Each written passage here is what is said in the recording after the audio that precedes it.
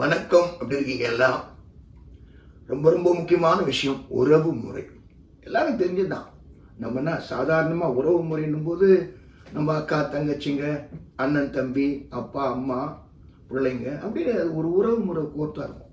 ஆனால் நான் இவர் நம்ம அம்மா பகவான் என்ன சொல்கிறாங்கன்னா, நம்ம குருக்கள், என்னுடைய குருக்கள், அவங்க சொல்கிற விஷயம் என்னன்னா, நம்ம உறவு முறையில் உண்மையாக இருக்கிறோமா இல்லையா, அது நமக்கு மைண்ட் என்ன சொல்லணும், அது என்ன நமக்கு முக்கியம் இல்லை, அது முக்கியம் இருக்கு. இது எப்படின்னா, ஒரு கடவுள்கிட்ட நம்ம பிரார்த்தனை பண்ணும்போது, கோயிலுக்கு போகும்போது இவங்க சொல்கிறாங்க, அம்மா பாபா சொல்கிறாங்க, அவங்ககிட்ட உறவு முறை வச்சுக்கோங்க. அப்படி நம்ம உறவு வச்சுக்க முடியும். அவங்க பெரிய கடவுளாச்சே, இந்த உலகத்தையே படைச்சவராச்சே, நம்பிக்கை இருக்குது அவங்களுக்கு. அந்த மாதிரி கடவுள் நம்பாதவங்க விஷயம் வேறு, நான் கடவுள் நம்புறவங்க சொல்கிறேன். எப்படி அவங்க தான் எல்லாம் தெரியும் அவங்களுக்கு, அவங்களால முடியாது, ஒன்றுமே இல்லை. அவங்ககிட்ட கேட்டால் ஆட்டோமேட்டிக்காக நடக்கும். நமக்கு அவங்க அது இல்லை. கடவுளுக்கு தெரியும், கடவுள் யாரும் கெடுதலே செய்ய மாட்டார். ஆனால் அவங்ககிட்ட உறவு முறையில் நல்லா நீங்கள் எப்படி அவங்ககிட்ட ஒரு ஃப்ரெண்டு மாதிரி பண்ணும்போது ஒரு உறவு முறை ஸ்ட்ராங் ஆச்சுன்னா நம்ம கேட்ட காரியங்கள் நடந்துடும். ஒரு வியாபாரி மாதிரி நம்ம மூவ் பண்ணக்கூடாது. அதே மாதிரி இப்போது நெய்பர்கிட்ட நம்ம பக்கத்து அக்கம் பக்கத்தில் இருக்கவங்ககிட்ட பேசுகிறோம். அவன் என்ன பெரிய, அவன் 10 கார் வச்சாரா, 5 வீடு இது திமிரு பிடிச்ச ஆளுங்க, அவங்ககிட்ட நான் ஆலோசனை அது வேண்டியதில்லை. திருட்டு சிரிப்போம்.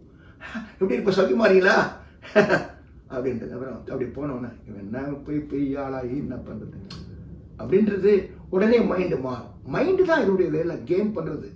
நல்லவன் கெட்டவன் எல்லா டிசிஷன்லாம் மைண்ட். அப்போ ரிலேஷன்ஷிப் என்ன ஆகுது அந்த நேரத்தில், இங்கே ரிலேஷன்ஷிப்பு நெய்பர்கிட்டையும் போச்சு, கடவுள்கிட்ட ரிலேஷன்ஷிப்பு நம்ம சொன்னோம். இப்போ உறவு முறையில் அண்ணன் தங்கச்சி அண்ணன்கிட்ட ரொம்ப பாசமாக இருக்கும்.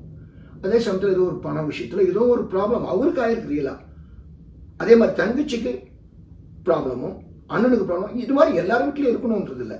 அந்த மாதிரி ஒரு ப்ராப்ளம் வரும்போது என்ன பண்ணுறாங்க, உடனே அந்த உறவு முறையில் விரிசல் விடுது. இவங்க எதுக்காக என்னை ரொம்ப இது பண்ணுறாரு, ஆனால் உண்மையிலேயே அவருக்கு ப்ராப்ளம் வேறு ஏதோ இருக்குது, உண்மையிலேயே அந்த பெண்ணுக்கு வேறு ஏதோ ப்ராப்ளம் இருக்கும். ஆனால் என்ன பண்ணோம், மைண்டு டெவலப் பண்ணி அதை உறவுங்க பிரிச்சிடும். அதுதான் பகவான் சொல்கிறாரு, ரொம்ப கேர்ஃபுல்லாக இருங்க. உறவு முறை என்பது ரொம்ப தூய்மையானது.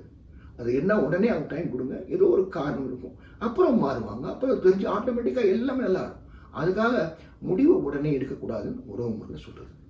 இப்போது ஃப்ரெண்டுக்கிட்ட அப்படி, ஃப்ரெண்ட்ஸு கூட அப்படி தான். ரொம்ப நல்ல நண்பன், எப்போ உதவி செய்யக்கூடியவர், திடீர்னு உதவி பண்ண முடியல, ஒரு மாதிரி தவறாக பேசுகிறார், அது பெருசாக எடுத்துக்கூடாது. நாளைக்கு நல்லா பண்ணவர் திடீர்னு ஒரு மாற்றம் ஆச்சு, திரும்பியும் வருவாங்க. ஆனால் அது என்ன சொல்கிறாருன்னா, எதுக்குமே ஒரு காரணம் இருக்குது. ஒரு உறவு முறைக்கும் ஒரு காரணம் இருக்குது. அதில் நீங்கள் இருக்க வேண்டியதெல்லாம் நம்ம அதுல இவங்ககிட்ட உதவி கேட்டால் கண்டிப்பாக ஹெல்ப் பண்ணுவார். அப்போது இதுதான் காரணம்னு புரிய வைப்பாங்க.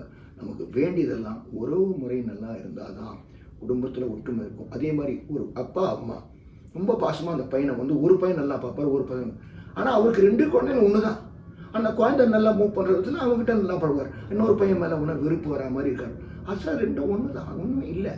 நம்ம நடந்துக்கிறதுல ரொம்ப அந்த உறவு முறை இன்னும் கொஞ்சம் ஒஸ்டாகிடும். நம்ம உள்ளுக்குள்ளேயே வச்சுக்கிட்டு அந்த வெறுப்பும் அந்த இதையும் வெளில காமிக்காமல் நடிப்பில் பண்ணும்போது அப்படியா. இதில் உறவு முறை மிக மிக அவசியமானது. எல்லா விஷயம் நல்ல விஷயங்களும் சொல்லலாம். இந்த இடத்துல உங்களுக்கு குறிப்பாக இந்த சில விஷயங்கள் உறவு முறை, குடும்பம், கடவுள், நண்பர்கள், சுற்றம் சூழம் எல்லாருக்கும் உதவும். ரொம்ப தேங்க்யூ, நன்றி.